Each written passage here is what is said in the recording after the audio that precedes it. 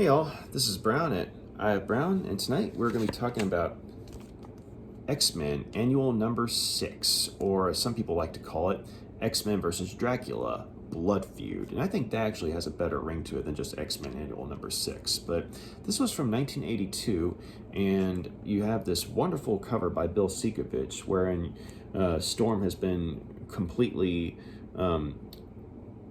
corrupted by Dracula and is entirely under his thrall. And she has clearly, just picked off the rest of the X-Men here. And most striking of all, young Kitty Pryde is in her arms after having, been freshly slaughtered by her. And if her, grin on her face is anything to go by, she's loving every second of her newfound life as a vampire. And Dracula, looking on, is like a father who couldn't be prouder of his daughter. So this particular annual came out in 1982, and the story was written by Claremont, and pencils were by Bill Sienkiewicz, and the inks were by Bob Wyasek. So this particular annual was in fact a sequel to a prior story, which was in X-Men issue 159. And that particular issue was in turn a part of an ongoing storyline in the X-Men series at that time, but the involvement of Dracula was kind of the equivalent of a one-off Monster of the Week episode. And the creative team was more or less the same. I mean, you had Chris Claremont doing the writing for that story, and you had Bill Sienkiewicz, doing guest artwork on that particular issue. And seeing as how Annual Number 6 is a sequel to 159, the quick version of 159 was that Dracula had taken a fancy to Storm from afar and had attacked her one night while she and the rest of the X-Men were out in the city, and she was alone. And she was unfortunately turned into a vampire. And Kitty Pryde was the first one of the X-Men to actually figure out what was going on. And the X-Men were initially skeptical about, her idea that, Storm was attacked by a vampire and she'd been turned into one as well. But then, then again, the fact that they're in the universe that involves aliens, demons, monsters, and other things like that, they eventually kind of came around to the idea that, Storm being attacked by a vampire and turned into one isn't that far-fetched. And so they ultimately ended up going to rescue her from Dracula. And Dracula, single-handedly, held off the X-Men, but not before Kitty Pryde was able to get through to Storm and remind her of who she was. And Storm's humanity resurfaced, and she regained some, control against Dracula, and she turns against him, and this in turn causes Dracula to, gain a newfound respect for her, because while he coveted her and wanted her to be, his latest bride, he also for the fact that she was, one of the most powerful members on the team with her abilities to control and manipulate weather. Her determination and her, individual strength, her mental fortitude against his control, it all reminded him of several women that he had, loved in the past, back when he was still alive, back when he was still a prince. And, these women had a similar strength to Storm. And so out of respect for the memory of those women, and his newfound respect for Storm and the X-Men, he releases his hold on her and leaves the group in relative peace, but not without, Storm, realizing that while Dracula had released his hold on her, he very well could come back one day. And at that point, events that were going on in the series at that point in time, came back around to where the X-Men were once again in the ongoing storyline at that point in time. So with that issue being kind of like the one-off Monster of the Week story involving Dracula, the idea of a sequel was something that must have appealed to a lot of people, both the fans and the creative team over at Marvel. And so when this book came out, it was regarded as something of a classic X-Men horror story. And in my opinion, it's a sequel that does what a good sequel should do. It took elements from the initial story and expanded on them, and basically added to a continuing story.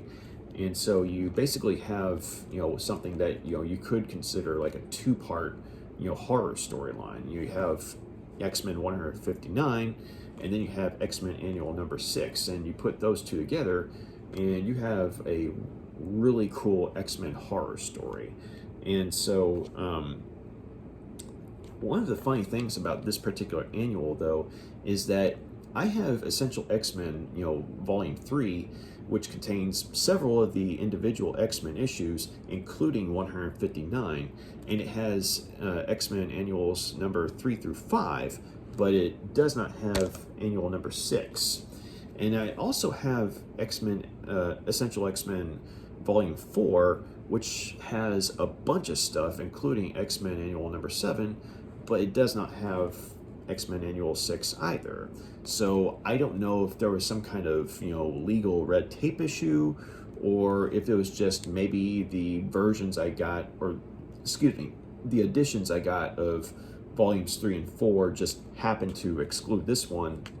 I'm not sure. Maybe it was just luck of the draw. But I say that though because there are plot points in this particular issue that seem to follow more along the lines of some of the stories in Volume 4. Like, for example, Professor X is on Muir Island at this point for one reason or another, and a few other things. And so, while it's a sequel to 159, it seems to go along closer to with the majority of the plot elements of Volume 4. But for whatever reason, this wasn't in either one of those volumes, hence why I was able to eventually track this one down and read it as like the actual annual.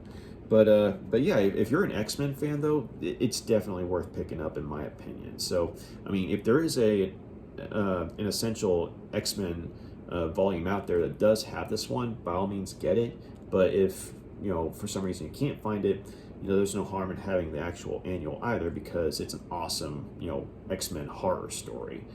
But one of the other things, before I get into it, the actual story, what I did was I read it first, for myself, for my own enjoyment, and then I read it again, to kind of brush up on it, and for the purpose of, say, talking about it and telling the story to y'all, my audience. And so what I did was I kind of wrote down my own abridged version of the story. So basically you get the whole story, but just I guess you could say a somewhat simplified version. I hope that doesn't sound too bad, but I will be reading from that. And the reason I wrote this down was just so that I didn't want to like forget certain things in this issue, or say, for example, like I give y'all a synopsis and then I start talking about it, like reviewing it, and then somewhere along the way I remember there was like I remembered a certain plot development that I completely forgot to talk about, things like that. So I'll be reading from here, and hopefully it's not going to detract from things too much. If y'all think that's a good idea, just let me know in the comment section, or if y'all like, hey, Brown, it's kind of distracting, let me know in the comment section. So, but for this review, I will be reading from here. So, all right. X-Men Annual number 6 from 1982, Blood Feud. So the writer was Chris Claremont, the awesome Chris Claremont, who has crafted several legendary X-Men stories. And then you have pencils by Bill Sienkiewicz, who has done stuff for Moon Knight and New Mutants and several other books. and you have inks by Bob Wyasek. And so while the artwork on the cover here is very sketchy and very much signature Sikovic style, the interior art has a more polished look to it. So it still has a moody, Sikovic type look, but with Wyasek's inks, there's more definition and more clarity. But okay, so it starts off with the character of Rachel Van Helsing, and she's an anthropologist whose family, the Van Helsing family, has been at war with Dracula and vampires in general for a very long time. And a lot of the stuff that was put into, say, Bram Stoker's Dracula apparently took some inspiration from the Van Helsing family and their stories, as well as accounts of vampires throughout the ages. So at this point in time, Dracula had been thought dead, due to plot developments in other books, outside of the X-Men. And so Rachel had been trying to put this part of her life behind her, and had tried to start over again as a college professor. And she's starting to have a new life for herself, and she's starting to accept the fact that Dracula is dead. The scourge of her family, the shadow that has haunted them for so long, is finally done away with. But one night, as she makes her way home from the university, she finds, much to her horror, that Dracula is not dead. He is at her home waiting for her, and has decidedly less than benevolent intentions for her. And then it cuts to Xavier's School for Gifted Youngsters, aka the home of the X-Men. And Kitty Pryde is devastated to learn that her parents are getting divorced, and her raw anger and her pain leave her susceptible to demonic possession by a shadowy female figure, who at this point in time we don't know who this is. All we know is that it's like feminine in appearance, and Kitty's raw pain was enough for it to have an opening to possess her.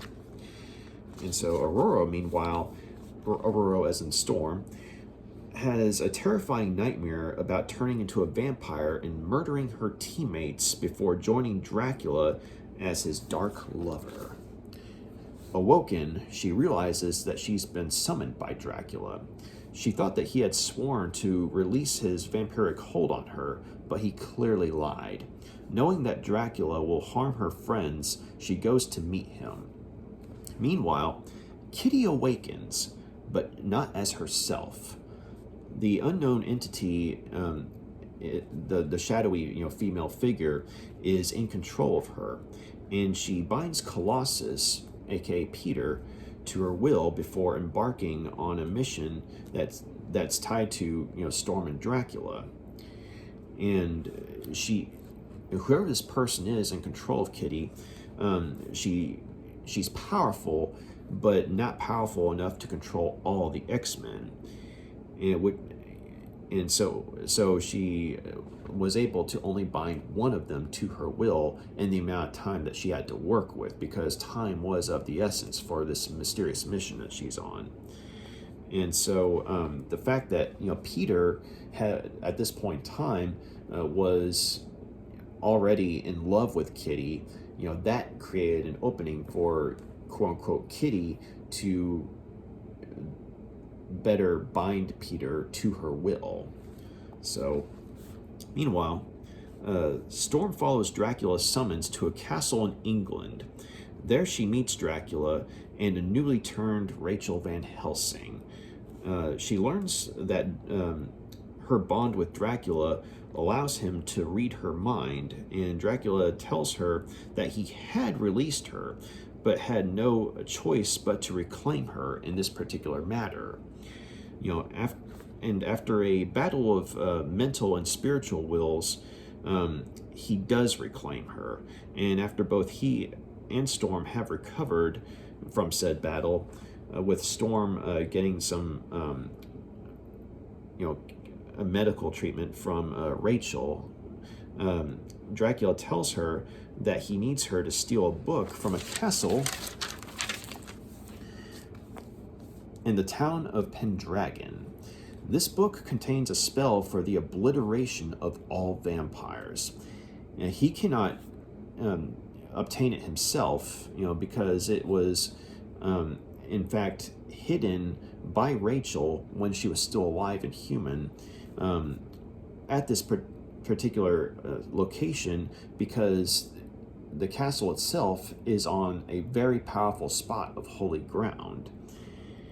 And of course, holy ground is harmful to vampires. And so he needs Storm's expertise as a thief for the matter.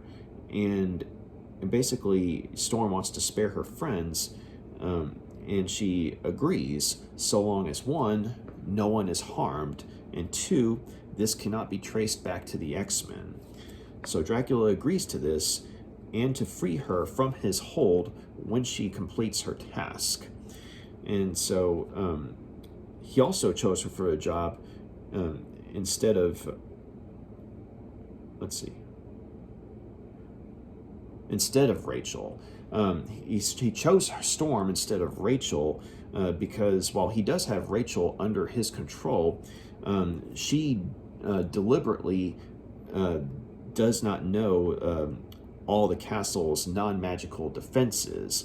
And so these precautions were in case Dracula ever got a hold of her or, turned her into a vampire, which unfortunately has happened at this point. So shortly after arriving, Storm is attacked by a possessed Kitty and Peter, or a possessed Kitty and a controlled, Peter, because he's under the thrall of whoever's in possession of Kitty. And she fails to claim the book, before Kitty does, and and in the process, Kitty had in fact shot her with an arrow, and hurt Storm really badly, and she was bleeding out. And ironically, it's Dracula of all people who saves her, and he brings her back to his home and tends to her wounds. And unfortunately, her place of sleeping was a coffin, and Dracula had forgotten about her claustrophobia, but at this point he's kind of considering her a vampire, and so vampires sleep in coffins, but he does apologize to her. And so as he had tended to her wounds, Storm kind of puts two and two together that he had basically, you get the idea that Dracula must have, fed her, blood in order to do so, thus, further strengthening his hold on her and, turning her, that much more into a vampire. And so she tries to attack him, but and this in turn, causes him to fully turn her into a vampire, because at this point all bets are off in his mind.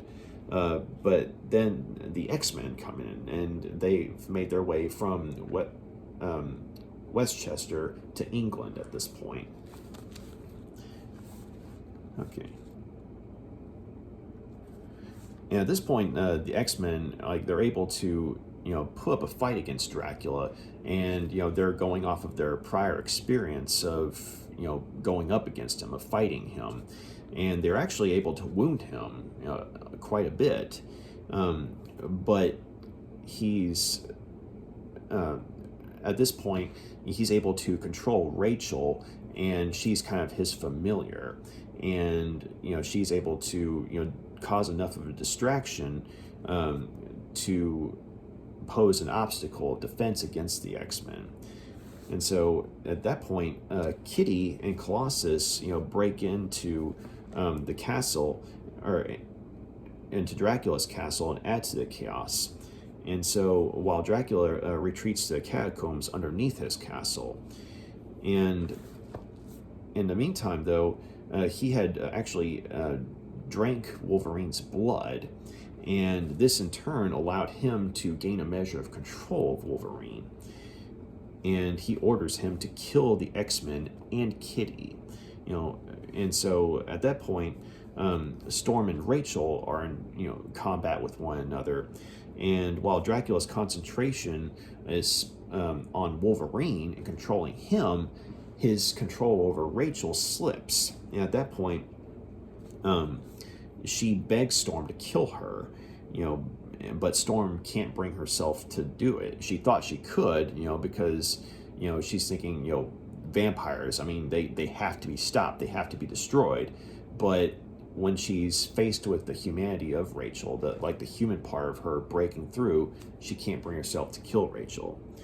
And so, as Dracula's distracted with controlling Wolverine, Kitty, who at this point has gained the book, she begins to read from it, and she begins to read from the spell which will kill all vampires, and it's called the Montesi formula.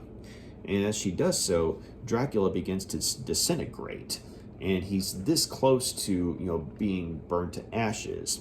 But that's when Nightcrawler steps in and stops Kitty from continuing to read, because he actually recognizes some of the words in the spell, and he remembers that they came from a book called The Darkhold. And this is something that he recognizes from his time with his gypsy family, the one that raised him. And basically the Darkhold was an ancient spell book of pure evil magic. And basically according to his knowledge, whoever completes a spell from the book, or whoever reads a complete spell from the book, basically forfeits their soul. And so considering that at this point, as far as he knows, it was Kitty who was reading from this book. I mean, obviously he doesn't want her to lose her soul. And so it's kind of like, okay, let her continue to read and, defeat Dracula, or let her continue to read, but, lose her soul in the process. And this being a kid, that he's come to, become quite fond of and see his family, he doesn't want that to happen, obviously. But Kitty at this point is anything but grateful and begins to attack Nightcrawler. And so, Storm steps in and tries to stop Kitty and get a hold of her, but then Dracula, as he recovers, he realizes that Kitty is in fact possessed by his daughter Lilith. And so, knowing who his foe is now, he breaks Lilith's hold on Colossus, and he also releases his own hold over Wolverine.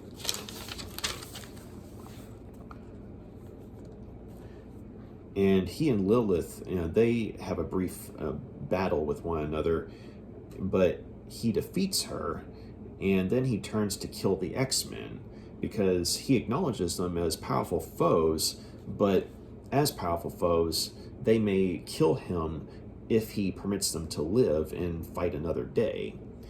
And so, but before he can do so, he's impaled with a spear in the heart by Rachel Van Helsing, and this in turn immobilizes Dracula.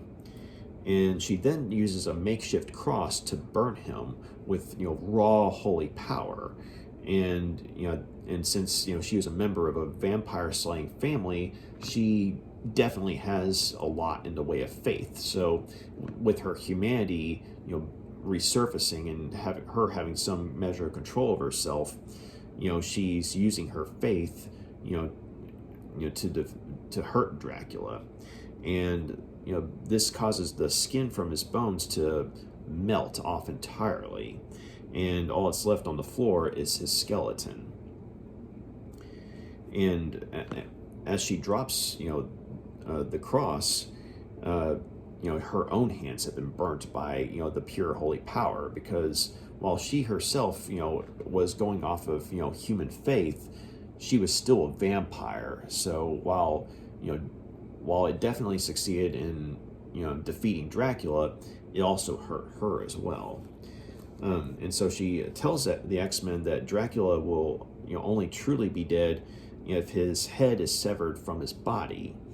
And Wolverine moves to do so, but unfortunately, though, that's when a cave-in happens, because, during the fight, the X-Men, Dracula, and Lilith, and Colossus, they basically did so much structural damage to the castle, underneath the castle, in the catacombs, that it's causing the whole castle to fall apart. And as a result, Wolverine's not able to get to Dracula's body in time to behead him.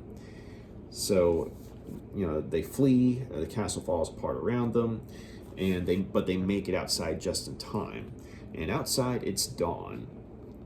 And as the sun starts to come up, Rachel tells the X-Men that death by sunlight is painful, and she asks them to kill her quickly with a stake to the heart. And Storm moves to do so, but since she had failed to, kill Rachel when they had first fought one another, and Rachel's humanity had resurfaced when Dracula's hold on her was distracted. And so, Storm was kind of hoping to make up for this, to help Rachel and put her out of her misery, but she's stopped by Wolverine.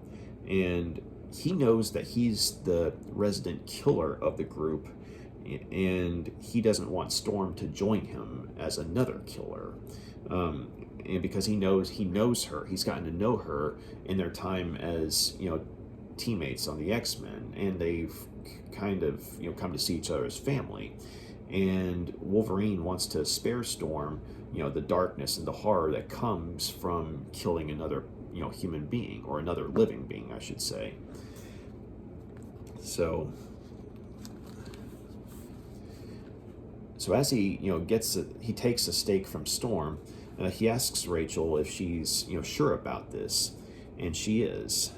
And seeing Storm fight Dracula, basically reminded her of who she used to be, and she wants to be true to herself and to her heritage, of the Van Helsing family, the long line of vampire slayers. And she feels like this is the only way to be true to herself and her family's heritage.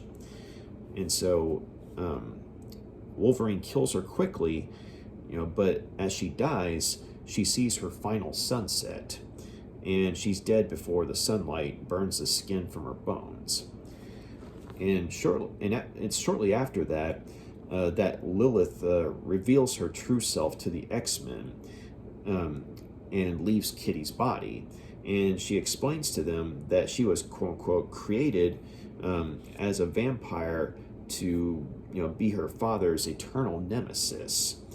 And so, she was permitted to do harm to him in a number of ways, but she was forbidden to kill him by those who created her, or turned her into a vampire. But as it happened, so killing him was her sole desire, throughout the years, and that was the one thing she was forbidden to do. And so she learns of the Darkhold's Montesi formula, and she figured that it was the best and most ironic way to not only kill Dracula, but to kill all the other vampires and leave her as, the one remaining vampire. But since it was harmful to her, it would have been harmful to her if she herself had read it. It would have destroyed her. And so she basically manipulated events to where she let it slip that someone was going to try and steal the Darkhold in order to read from the Montesi formula in order to kill all the vampires in the world. And this in turn got Dracula's attention, and Dracula in turn would need to find someone to steal the book for him. And that's where Storm came in. And so, knowing that this in turn would attract the X-Men, she went and was able to possess Kitty due to her anguish from, the emotional, pain of finding out her parents were divorced. And so after having possessed Kitty, she enslaved Colossus to her will. And as I mentioned earlier, because Colossus was already in love with Kitty, she was able to that much, easily, she was able to take control of him that much, more easily. And so, so at that point,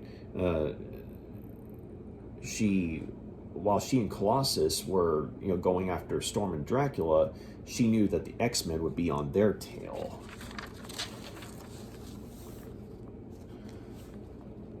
So, with Dracula defeated, if not truly dead, Lilith releases her hold on Kitty and departs, but not before assuring the X-Men that her hold on Kitty and Colossus is entirely removed, as has Dracula's hold on Storm and Wolverine been broken. And with Kitty herself again, the X-Men are greatly relieved, if somewhat saddened by the death of Rachel Van Helsing. But Storm and Wolverine are left wondering if this is truly the end. So, okay, that was my abridged version of X-Men vs. Dracula, Blood Feud.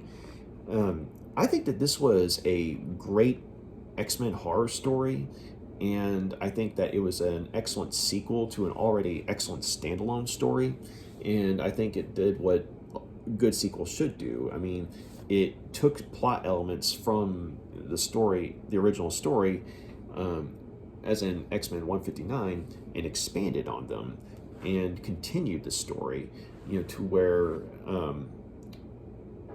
there was a new direction that was taken, or two. And I like the character development we got with, Kitty Pryde and Storm and the rest of the X-Men, because prior to Kitty being possessed by Lilith, we see her, going through a rather painful, time in her life, because of her parents being divorced. And if anyone in the audience, has experienced that, then you know that it is a horrible time to go through, because your parents, they're your rocks, they're the ones that raised you, they're the ones you look up to, and then you find out that, hey, things aren't hunky-dory and they're wanting to split up. I mean, that's devastating news for just about anyone. And so I thought that they did a good job of showing what it's like from the perspective of a teenager to have one's parents get divorced, and and they're trying, and in their mind, like, they're trying to think, why are they getting divorced? Was it my fault? Because I mean, that's literally at one point what Kitty's thinking. She's wanting to know, I mean, was it because of me? I mean, were they upset that I was happier at Xavier's school than I was at home, and they just couldn't handle that? I mean, stuff that a young person would think of, and it's very relatable and also very heartbreaking too. And of course, seeing Storm and the rest of the X-Men try and comfort her, but her lashing out at them. I mean, it was touching to see that at this point, I mean, she's definitely a part of the family, and the X-Men are trying to be there for her, but at the same time, her life's being turned upside down, and she's not the most receptive to their compassion, and she's just got a lot of pain that's coming out. And so it's a very realistic part of the story, and that kind of goes along with the X-Men as a series being full of relatable characters. And of course, when the horror aspect comes into play, I mean, it's rather scary that just the idea of one being in, say, mental or spiritual turmoil is enough of an opening for one of, say, a demonic nature to be able to take control of you. And it kind of makes me think of one of the stories I covered, back in, I think it was, Essential Ghost Rider Volume 4. Like, there was a storyline involving demonic possession in that book where something similar happened. There was a character who was, at a point in their life where they were just, in utter, turmoil, mentally speaking and spiritually, and that was enough of an opening for a demonic entity to take control of them. And so it's like, yeah, apparently demonic possession in the Marvel Universe is something that's more than a common occurrence, and that's pretty scary. So, but yeah, that was definitely something that was unnerving.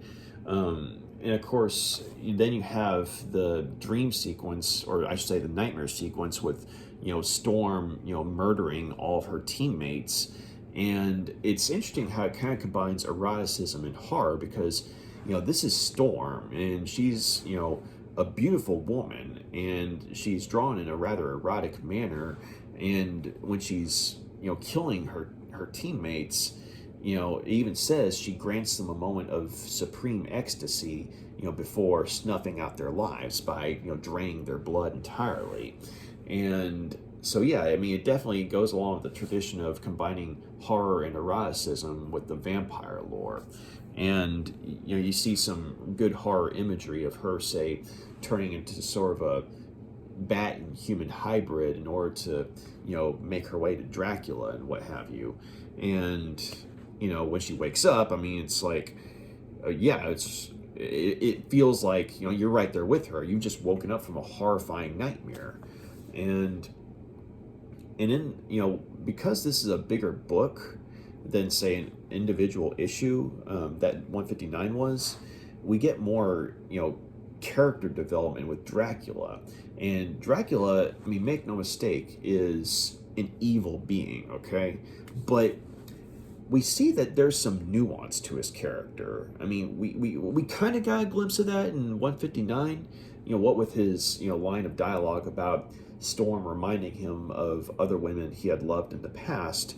But here, though, we have more interaction between him and Storm, and we understand why he chose her, because she does have a history as a very successful thief, but at the same time, though, we also learned that while he had released his hold on her, he was, planning on raising her from the dead when she finally died in her last days as a human. And once he raised her from the dead, she would be one of his, dark brides forever. And so it's like, we got a guy who, as an immortal, can afford to play the waiting game. And, it'd be Lord knows how long before Storm died of old age, or, maybe something that happened on a mission with the X-Men. But even if she lived to a ripe old age and died, I mean, Dracula would be there to, raise her up and make her one of his own, So, yeah, it's the idea of having, Dracula, or someone like Dracula, being willing and able to do that. I mean, it's pretty spooky. And considering that he's wanted to do that with Storm, a character and a member of the X-Men that we've really come to care about, yeah, I mean, definitely enhances the horror aspect of the story. But we also see that, as evil as he is, though, I mean, it does kind of, go back to, his, the memory and the love he had for, some of the women in the past that he was with. And we see that, in a way, he does care for Storm, because, like, when we see that, I mean, yeah, he rescues her because he doesn't want her to die before she can, complete the mission of stealing the book. But at the same time, though, he actually goes out of his way to try and help her, and help her to recover. But unfortunately, you get the idea that involves feeding her more blood and, in turn, further making her into a vampire. And, that's something that Storm was not wanting. And so it's like, it's weird because it's like he cares about her, but not enough to, say, give her own say in the matter. But at the same time, he was trying to help her in the only way that he felt he could. So it's really interesting, kind of a contradiction there, or, dichotomy. I mean, it's like he's a monster, and, and he wants her, but he doesn't necessarily, you know, see her as her own, you know, agent. Like, he doesn't see her as someone with free will. He sees her as someone that, you know, has the potential to be one of his brides, and someone who has the raw power for it. And so he wants her in that respect, but he cares enough about her to try and, you know, help her recover. You know, of course, but since it involves, you know, further turning her into a vampire, that's when Storm's like, nope. And, you know, once she attacks Dracula, all bets are off. But yeah, just it definitely made Dracula into a more intriguing character.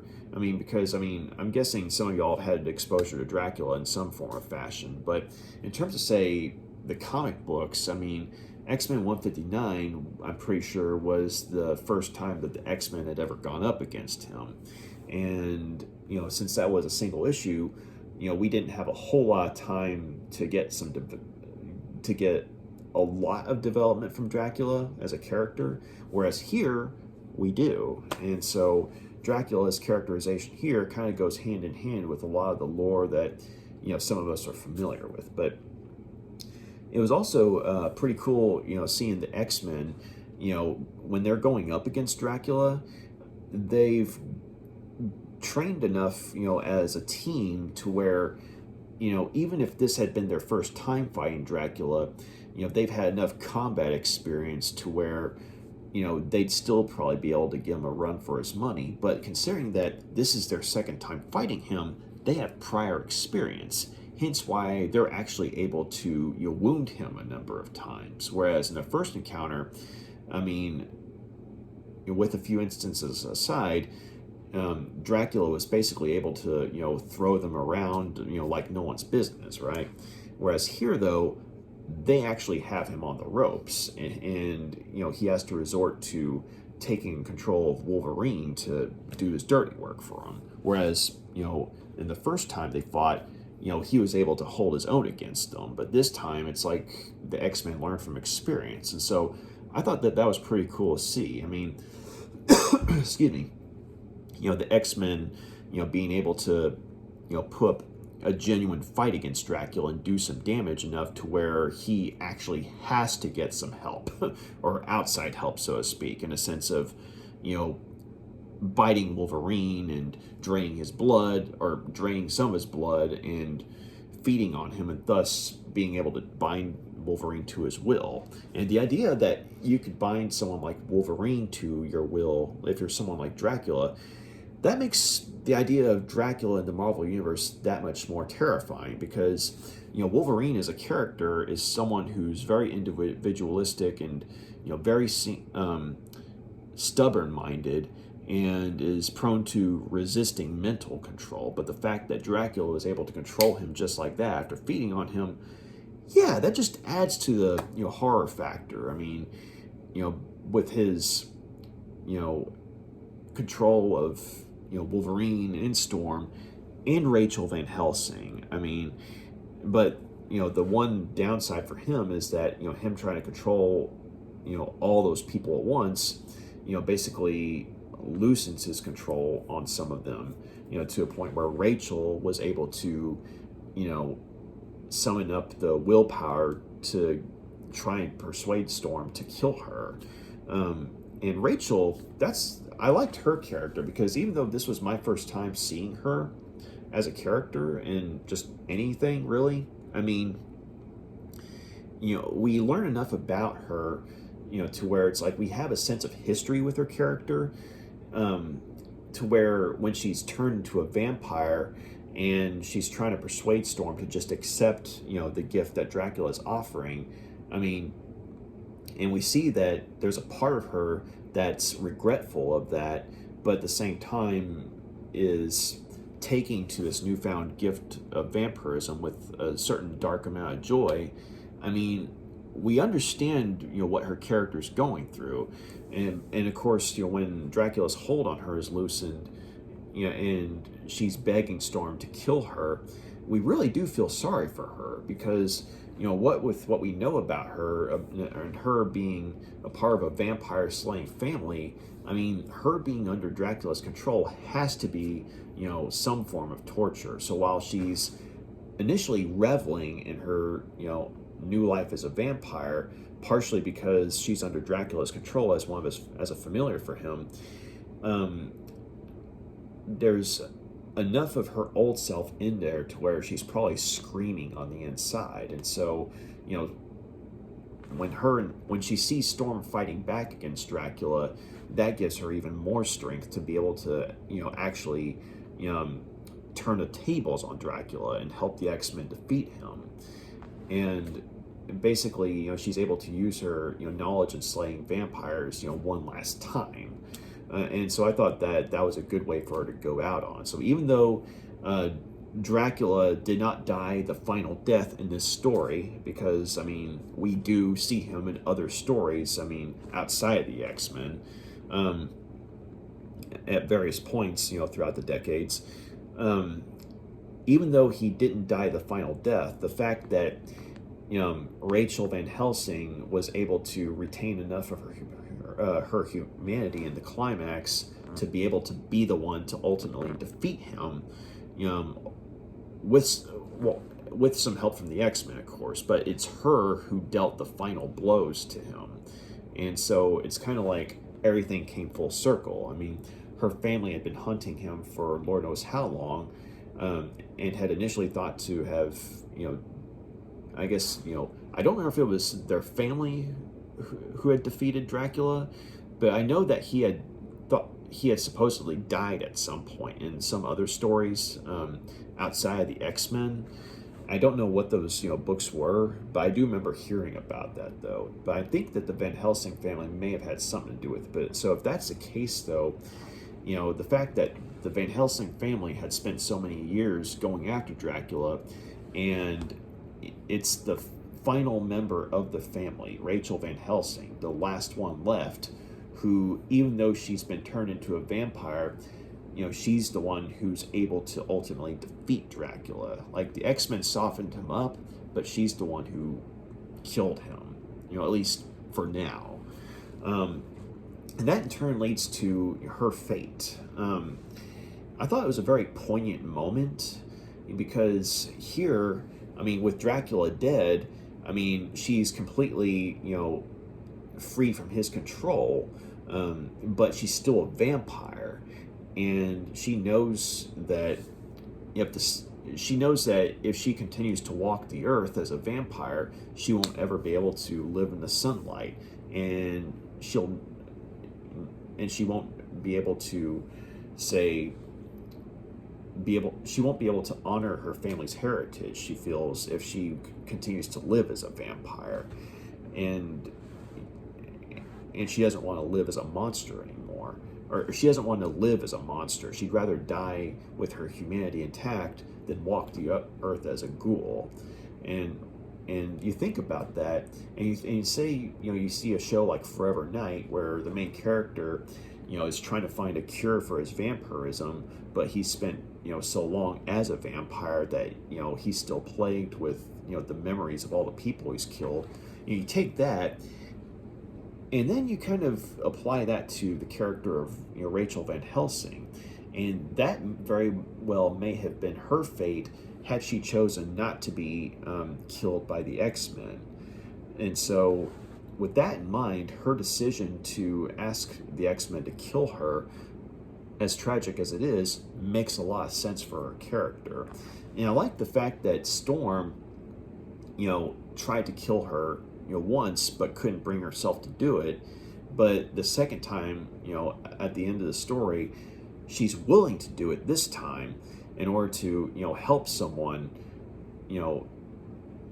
who's on the side of good be put out of their misery, because she doesn't want that good person to fall to darkness. But she, in turn, is kept from falling into the darkness by Wolverine, of all people, because, Wolverine, I mean, he knows that Storm's, made some tough decisions as, one of the leaders of the group, but he also knows that she is not a killer, and he knows that if she kills Rachel, even if Rachel is asking to be killed, Wolverine knows Storm well enough to know that would just break her and lead her down the start of darkness. And so I like the fact that the X-Men basically have gotten to know each other well enough to know that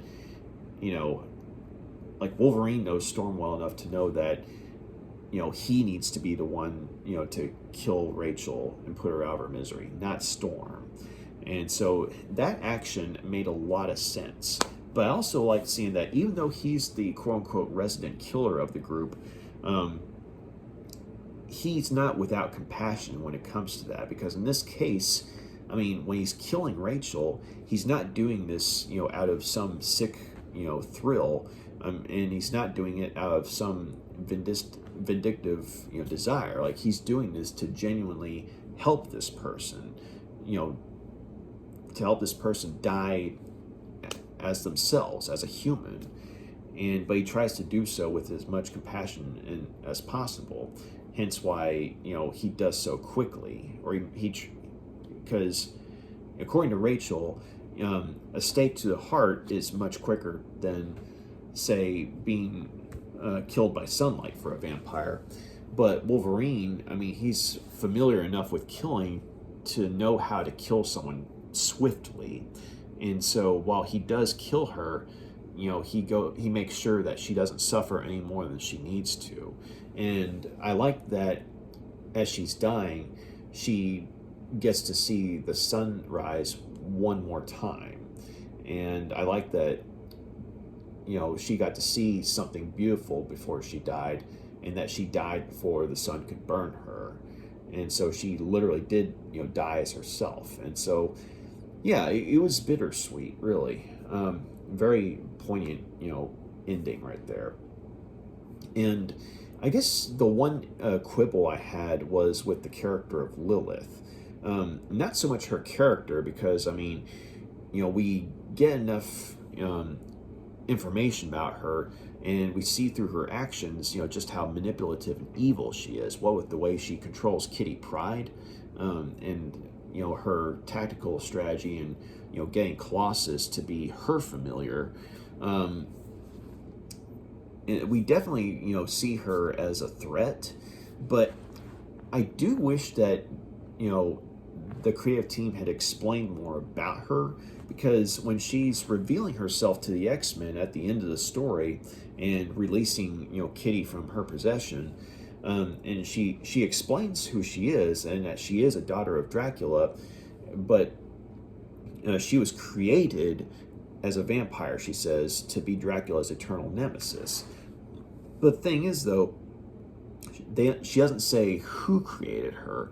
And I feel like this is an instance where, while the creative team, for the most part, was doing a good job of catching the readers up on, what was going on with, say, the X-Men's prior involvement with Dracula, or, say, the character of Rachel Van Helsing and her history with Dracula, I think in this one particular instance, they sort of goofed and assumed that, we would instantly know who, Lilith was as a character. And so while, yes, we understand she's a daughter of Dracula, we don't know how she came to be a vampire. We don't know if he turned her into a vampire, or we don't know if someone else turned her into a vampire. I mean, I'm guessing someone else turned into a vampire, because she said she was created to be Dracula's eternal nemesis, and it wouldn't make sense for Dracula to create someone to be his own nemesis forever, to kill him if he doesn't want to die. Or if he wants to live forever, why would he create someone who could conceivably kill him before forever's up, But yeah, so I just wish that they'd gone a little more into, say, how Lilith had come to be. I mean, just maybe a few lines of dialogue saying, so-and-so, took me and turned me into a vampire, or something like that. Like, I think that would have, cleared up some confusion in regards to her character that I had. But like I said, I mean, she's not a bad character. She's definitely a threat and very manipulative. And at least in this story, comes across as more evil than Dracula in some ways. Because as evil as Dracula is, we do see that there's enough, of his old self, present to where he does care for people on some level. Like, there are certain people that he does care for. Like, I mean, granted, he's wanting to, turn Storm into a vampire, whether she wants it or not, but at the same time, he does care about her in a twisted way. Whereas Lilith, she doesn't care about anyone. At least, she doesn't care about any of the characters in this story. She doesn't care about the girl that she's possessing. She doesn't care about Colossus or Peter, the young man who loves Kitty. She's just using his love as a further edge in being able to manipulate him and control him. And so it's interesting because it's like you have two evil monsters, and the one that you think would be pure evil, actually manages to, come off looking slightly more redeemable than, say, the other. Like in this case, Dracula, with his twisted, care for Storm, comes across as slightly more redeemable than Lilith, his daughter, the one who's been created to kill Dracula. But the fact that, she basically takes pleasure in this story, in possessing a young girl, and also controlling someone else to go along with her. I mean, yeah, it's an interesting, compare and contrast when it comes to, say, Dracula and Lilith. But I just wish that they explained a little about how Lilith had come to be, because, like I said, I mean, they did a good job of catching readers up on some of the stuff that was going on with the X-Men and their prior stuff with Rachel Van Helsing, but I think they fumbled it just a little bit when it came to, say, explaining who Lilith was. But all in all, though, this was a great story. It was a, even if you hadn't read X-Men 159, they catch you up on enough of the stuff that happened in that story to where you're not completely lost. But having read X-Men 159, which was in turn collected here in Essential X-Men Volume 3, having read that story and then reading X-Men Annual Number 6, or Blood Feud, I mean, it just made everything flow. And I gained, I guess you could say, a lot more appreciation, for, the X-Men being able to be a part of several different genres. And, with this particular story, it has the advantage of, kind of standing outside of, the ongoing storylines in the X-Men book, to where, we see it as, an exceptional horror story in the X-Men lore. So I'm going to go ahead and give X-Men Annual Number 6, or X-Men versus Dracula Blood Feud, 5 out of 5 stars. This was a great story, and I would highly recommend picking it up. If you're not able to find a volume that collects it, it's definitely worth tracking down, because you could probably find a copy that's not going to cost you an arm and a leg. But yeah, so that was it. Thank you very much for taking the time to check out my review. If you got any questions, comments, please drop a line and let me know. And if you think that me reading from my abridged version of this annual was a good thing or a bad thing, please let me know, because I'm open to input. So thanks again. Y'all have a good night. Take care. Bye.